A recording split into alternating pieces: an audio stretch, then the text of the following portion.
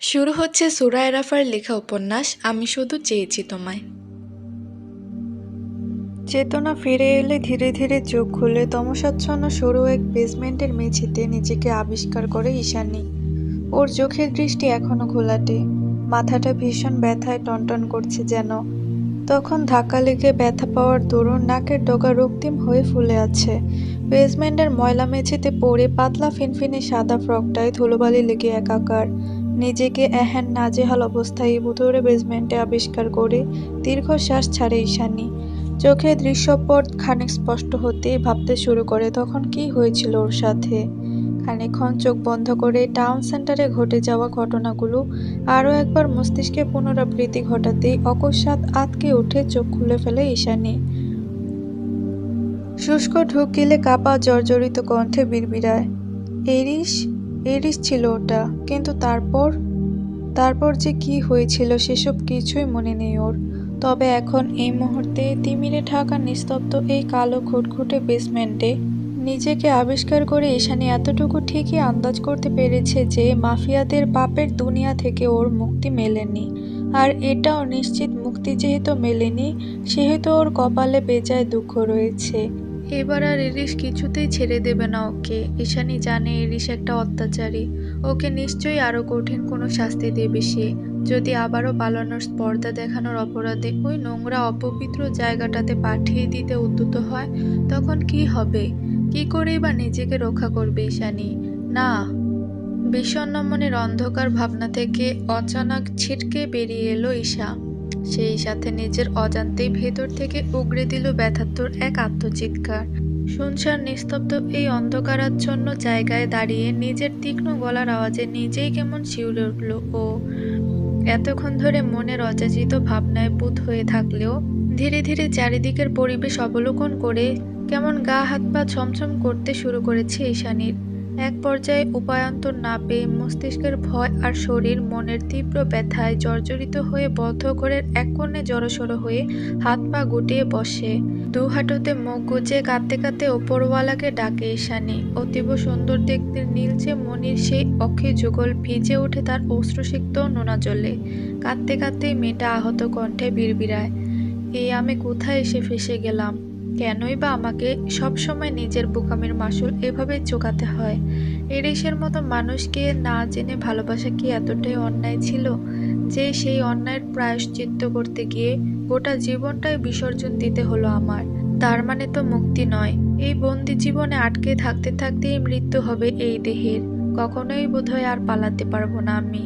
আপন মনের ভাবনায় বুক ভেঙে ডুকরে কেঁদে ওঠে ঈশানী।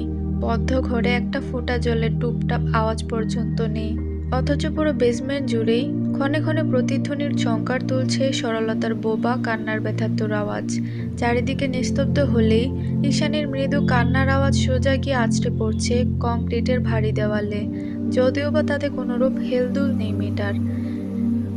দিন কি রাত, সকাল কি বিকাল, আধারে ঢাকা বেসমেন্টে সেটুকু সময়ের তারতম্যটাও বুঝে ওঠা দায়।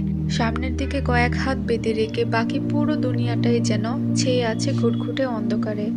অথচ এসবে বিন্দুমাত্র আগ্রহ না দেখিয়ে এরিসের কাছ থেকে পাওয়া অজানা কোনো কঠোর শাস্তির ভয়ে ঘন্টার পর ঘন্টা হাঁটুতে মুখ গুজে কেঁদে ভাসাচ্ছে ঈশানী। এভাবেই ঠিক কতক্ষণ সময় অতিবাহিত হয়ে যায় জানা নেই ওর।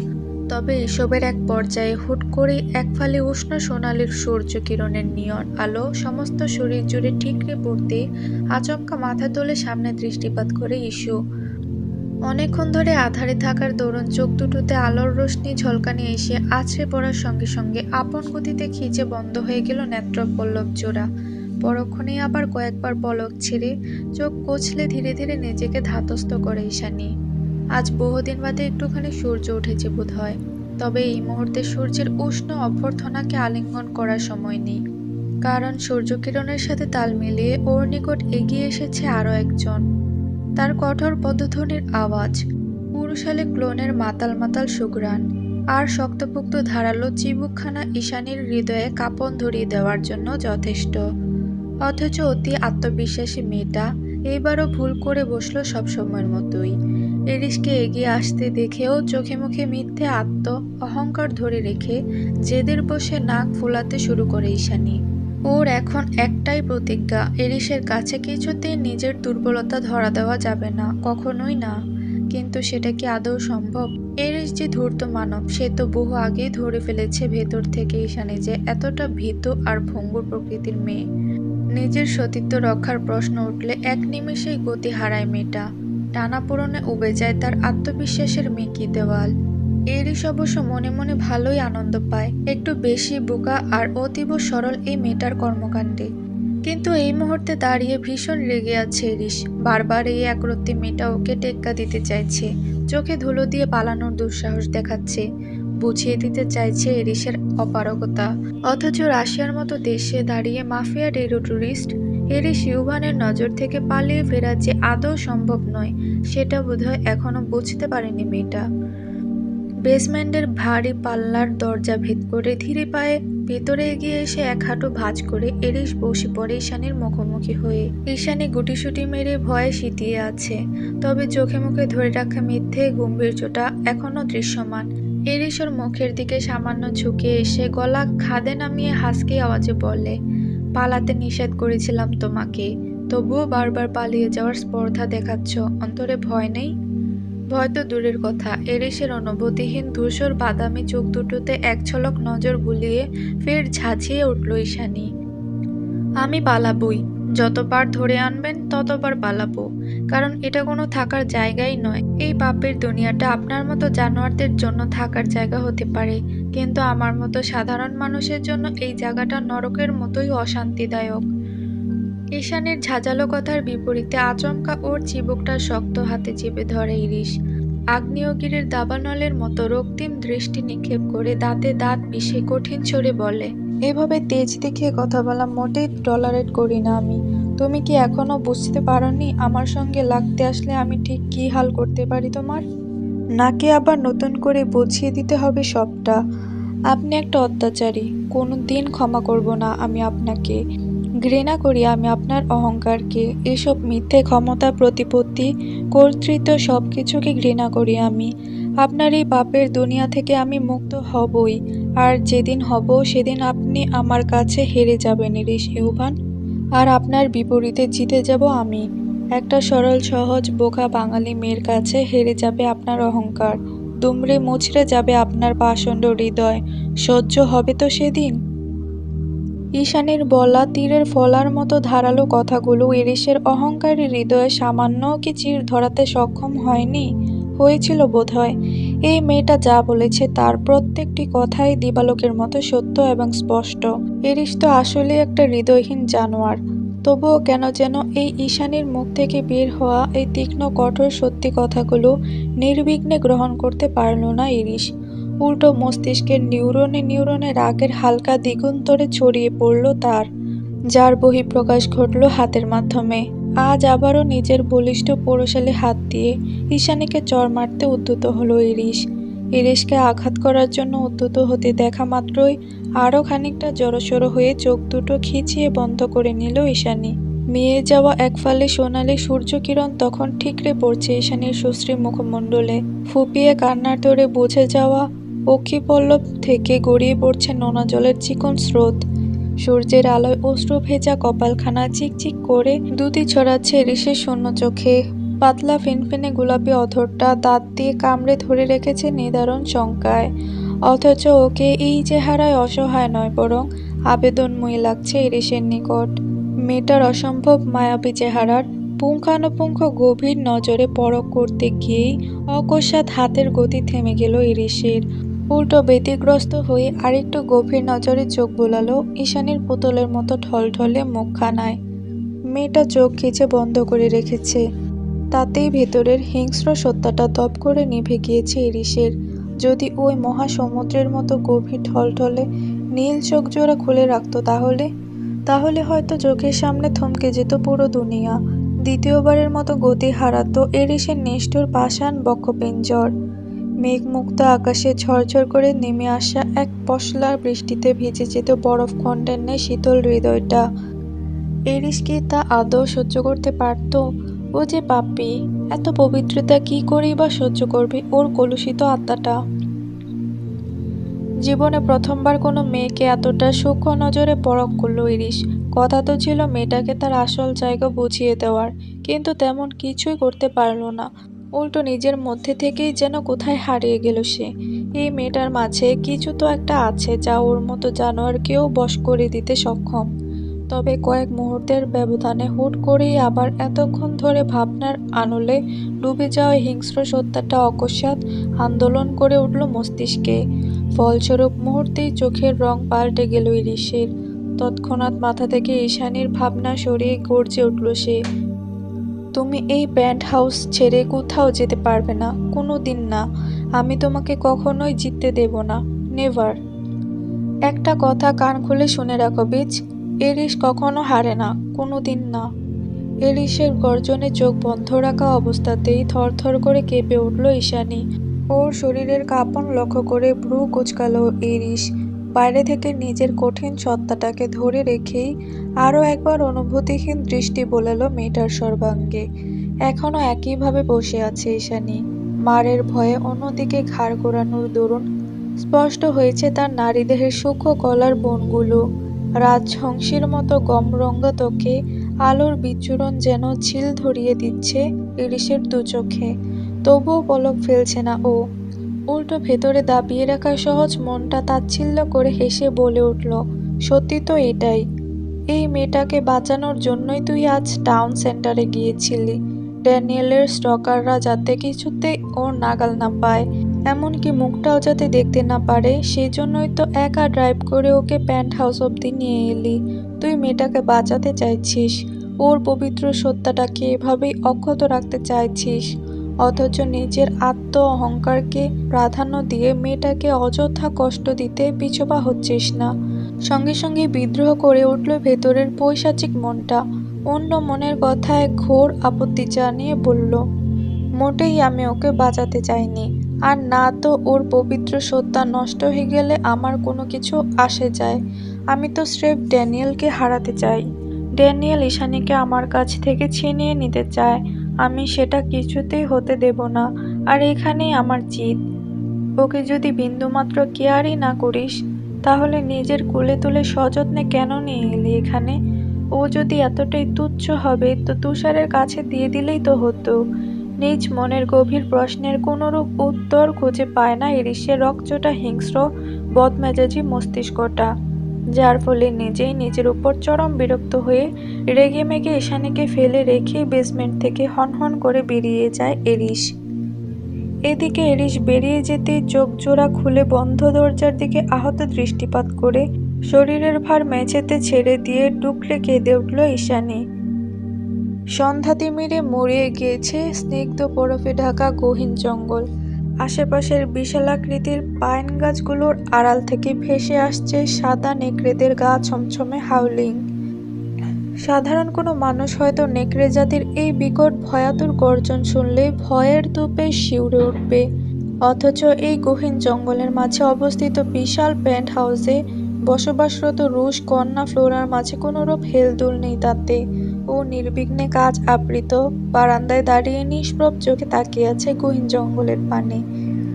কোনো এক অজানা কারণে ওর মনটা আজ ভালো নেই, বিষণ্ণতায় ছেয়ে গেছে হৃদয়টা। ওই জন্যই হয়তো এই উদাসীনতা।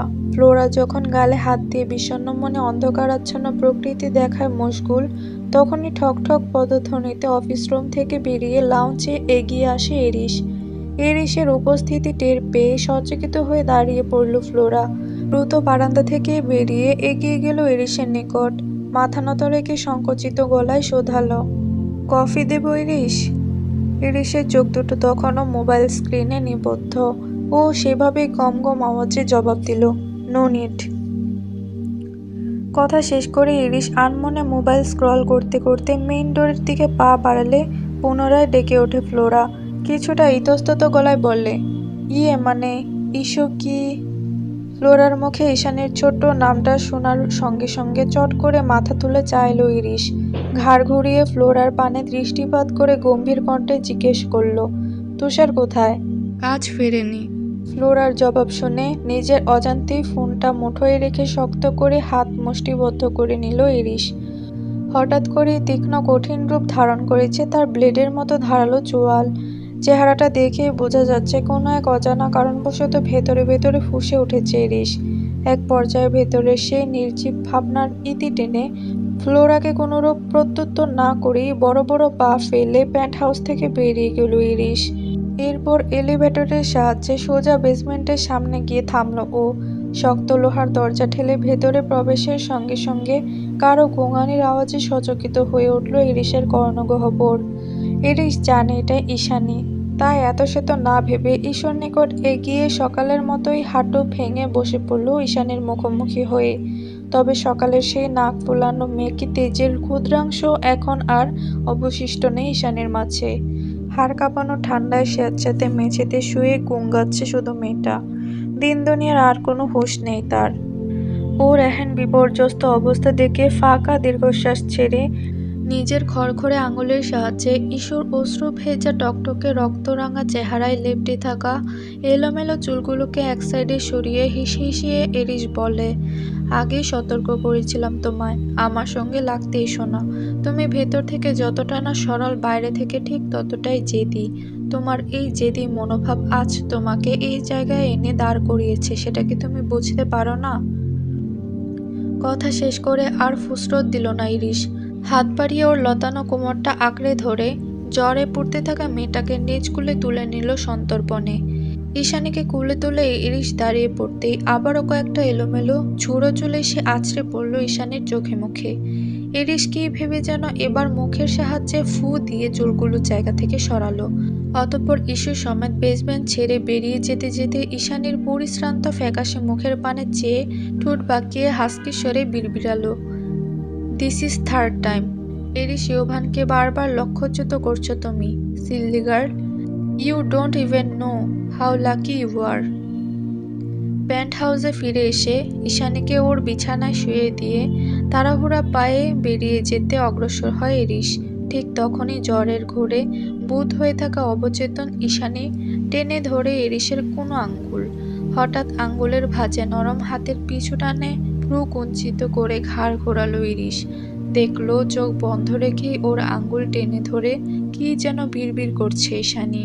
তার চেয়েও বেশি উদ্বেগের বিষয় হলো প্রচণ্ড জ্বরের তাপে ঝলসে যাচ্ছে মেয়েটার শরীর। এত সব বোঝার মতো ছেলে ইরিশ নয়, দরদ দেখানো ওর ধাঁচে নেই। কিন্তু এই যে ঈশানীর আঙুল টেনে ধরা, এটা বোধহয় এই জীবনে প্রথমবার উপলব্ধি করলো ও। একটা নরম তুলতুলে কচি হাত ওর শুষ্ক খড়খড়ে আঙুলটা নিজের অজান্তেই শক্ত করে আঁকড়ে ধরে আছে। খানিকক্ষণ ঈশানীর ফ্যাকাশে মুখটার দিকে শূন্য চোখে তাকিয়ে সে অকস্মাৎ গমগমে আওয়াজে ইরিশ বলে ওঠে, কি চাই? জ্বরের ঘোরে আলতো ঠোঁট নাড়িয়ে জবাব দেয় ইরিশ, দয়া করে এটা করবেন না অরণ্য, আমি ওই নোংরা জায়গায় কিছুতেই যাব না।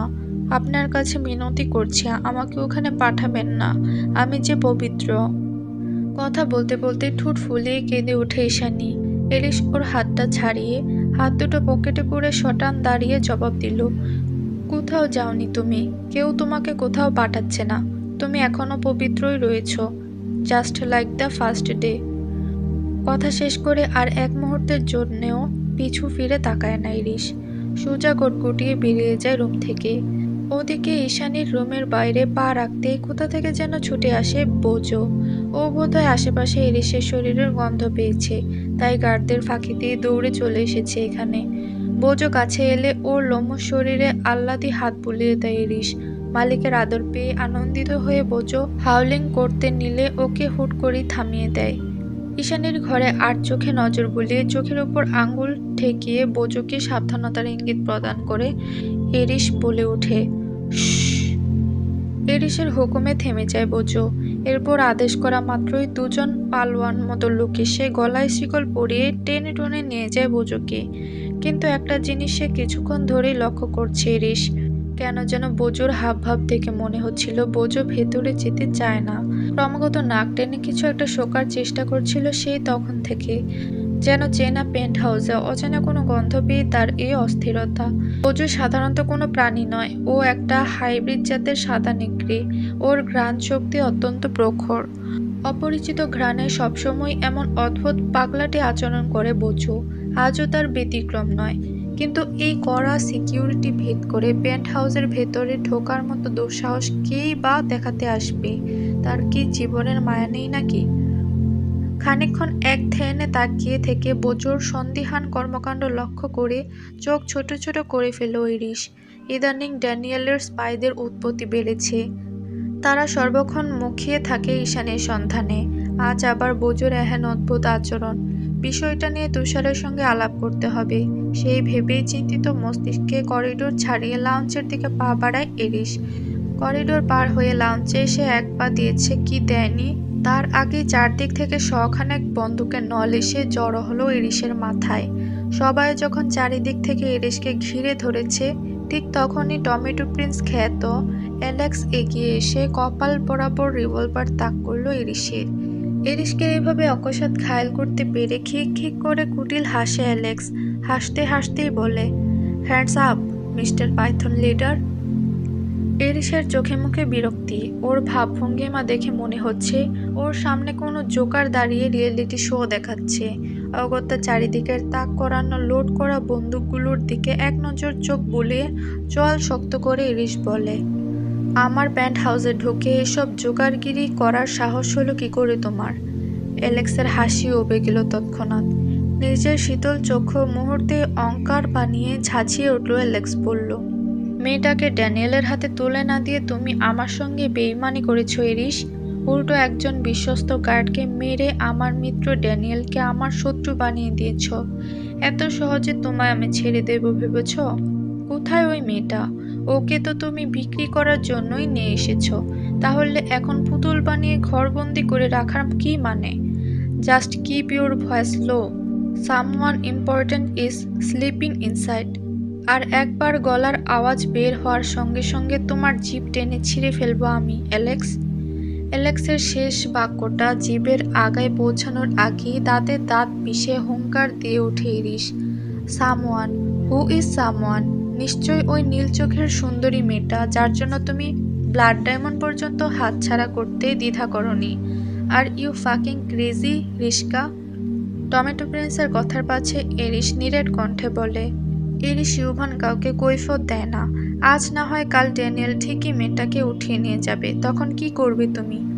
আমি ইরিশ একবার যখন বলেছি ওকে আমি দেব না, তখন চোখের দেখা তো দূরে থাক, ড্যানিয়েলের ছায়াটাও ওর শরীর স্পর্শ করতে পারবে না কোনোদিন। কণ্ঠে ক্রোধ উপচে পড়ছে ইরিশের। একটা ঘুমন্ত সিংহকে জাগ্রত করার ফলাফল ঠিক কোন পর্যায়ে ভয়াবহ হতে পারে সেই ঘটনা আজ করতে পেরে শুষ্ক ঢোক গেলে অ্যালেক্স। ইরিশের কপালে তাক করে রাখা রিভলভারটা এতক্ষণে নামিয়ে শান্ত অথচ ক্ষুব্ধ কণ্ঠে বলে, তুমি ব্যাপারটাকে পার্সোনালি নিয়ে নিচ্ছ ইরিশ। একটা সাধারণ মেয়েকে ধীরে ধীরে নিজের দুর্বলতা বানিয়ে ফেলছ। সেটা কি তুমি আদৌ আন্দাজ করতে পারছো তুমি? অ্যালেক্সের কথায় তাচ্ছিল্য করে হাসল ইরিশ। ঠোঁটের ক্রোধ হাসিটা ধরে রেখে বলল, কাউকে দুর্বলতা বানাতে হলে হৃদয়ে থাকতে হয় অ্যালেক্স, আর আমি হার্টলেস। ওদিকে লাউঞ্জের এত সব কাহিনী দেখে তুষারকে ডাকতে হুড়মুড়িয়ে দোতলায় চলে যায় ফ্লোরা। দোতলার করিডোর ধরে এগিয়ে গিয়ে তুষারের রুমের সামনে পা রাখা মাত্রই আচমকা পেশিবহুল শরীরের ধাক্কায় দু কদম পিছিয়ে গিয়ে হকচকিয়ে ওঠে ফ্লোরা। ব্যথা পেয়ে ফুলে যায় কপালটায়। সামান্য হাত বুলিয়ে চোখ তুলে তাকাতেই দেখতে পায় তুষার দাঁড়িয়ে আছে সামনে। তার মানে ধাক্কাটা মাত্র তুষারের সঙ্গেই লেগেছে। কি হয়েছে? এভাবে ছুটছিলে কেন হঠাৎ? তোমার হাবভাব দেখে তো মনে হচ্ছে আমার কাছে এসেছো। কিছু কি বলার ছিল? সব সময়ের মতোই ঠান্ডা নদীর মতো গলার আওয়াজ তুষারের। তার শান্ত সাবলীল রূপ দেখে কে বলবে এই লোকটা একজন গ্যাংস্টার। তুষারের কথার পাছে ফ্লোরা হাঁপাতে হাঁপাতে বলে, প্রিন্স। টমেটো প্রিন্স ইরিশের কপালে রিভলভার তাক করে রেখেছে। ব্যাস কথাটা শোনা মাত্রই শান্ত চোখ দুটো ধূমকেতুর হলকার মতোই অকস্মাৎ জ্বলে উঠল তুষারের। তৎক্ষণাৎ এদিক ওদিক ঘাড় ফুটিয়ে হাতের রিভলভারটা লোড করতে করতে লাউঞ্জের দিকে এগিয়ে গেল তুষার। নিঃশব্দে এগিয়ে গিয়ে একবারে আচমকা বন্দুক নিয়ে ঠেকালো অ্যালেক্সের ঘাড়ের মাঝখানে। ওর মুভমেন্টগুলো এতই দ্রুত আর প্রফেশনাল ছিল যে সবটা কেমন চোখের পলকে হয়ে গেল। অ্যালেক্সের গার্ডসরা সব চোখের সামনেই ছিল, অথচ তারাও এই মুহূর্তে বিস্ময়ে কিং কর্তব্য বিমূঢ়। হ্যান্ডস আপ, এই প্যান্ট হাউসে দাঁড়িয়ে পাইথন লিডারের কপালে রিভলভার তাক করার দুঃসাহস দেখানোর অপরাধে আপনার মস্তিষ্কটা এই মুহূর্তে ঝাঁঝরা করে দেব আমি, অ্যালেক্স। তুষারের ক্ষিপ্ততা দেখে ভয়ে অ্যালেক্সের শরীরের রক্ত ঠান্ডা হয়ে যাওয়ার উপক্রম ও শঙ্কিত কণ্ঠে ইরিশকে ডেকে উঠল তৎক্ষণাৎ। হে রিস্কা, হেল্প মি। আমি তো শুধু তোমাকে ওয়ার্ন করতে এসেছিলাম, ব্যাস এতটুকুই। অ্যালেক্সের কথার পাছে ইরিশ কিছু বলবে তার আগেই টুলটুল পায়ে লাউঞ্জে এসে হাজির হয় ঈশানী। ঈশানীর আগমন টের পেয়ে ওর দিকে রক্তচক্ষু নিক্ষেপ করে ইরিশ। ওদিকে ইরিশের এহেন চাহনিতে ভড়কে গিয়ে আস্তে করে ফ্লোরার আড়ালে গিয়ে দাঁড়িয়ে পড়ে ঈশানী। আড়ালে থেকে ফোলা ফোলা নীল চোখ জোড়া উঁকি দেয় সামনের দিকে। ঈশানী উঁকি দিলে অ্যালেক্স ওর চোখে চোখ রেখে কৌতূহলী কণ্ঠে বিড়বিড় করে বলল, এত ইনোসেন্ট কি করে সম্ভব? এই মেয়েটা ইরিশের কাছে কি করেই বা সুরক্ষিত রয়েছে এতগুলা দিন? পরক্ষণেই চোখ সরিয়ে ইরিশকে উদ্দেশ্য করে বলে, রিস্কা, আর ইউ শিওর তুমি সত্যি এই ইনোসেন্ট মেয়েটাকে নিজের পাপের দুনিয়ায় সেফ রাখতে চাইছো? Isn't it funny? অ্যালেক্সের কথার কর্ণপাত করে ইরিশও এবার ঘাড় ঘুরিয়ে চাইল পেছনে। ক্ষণিকের জন্য নিজের ধূসর বাদামি অনুভূতিশূন্য চোখ দুটো স্থাপন করলো সরলতার সমুদ্রের মতো গভীর নীল জলজলে চোখে। এই যেন খা খা মরুভূমির বুকে আঁকাবাঁকা স্বচ্ছ এক নীল নদ। অগণিত পাপের স্তূপে ঢাকা পড়ে যাওয়া অন্ধকারাচ্ছন্ন কালো দুনিয়ার মাঝে একটু গরুর জোনাকির আলোর মতো মৃদু স্নিগ্ধ পবিত্র রোশনাই। চোখের দৃষ্টি অবিচল রেখে অনিমেষ কণ্ঠে বিড়বিড়ালো মাফিয়া বস, ইনোসেন্ট বলেই দৃষ্টি ফেরাতে পারছি না, কিছুতেই পারছি না। এইটুকুই ছিল বৃষ্টি হয়ে নামো গল্পের পর্ব 14। ভিডিওটি ভালো লাগলে একটি লাইক দিবেন এবং পরবর্তী পর্বগুলো দেখতে চ্যানেলটি সাবস্ক্রাইব করে রাখবেন।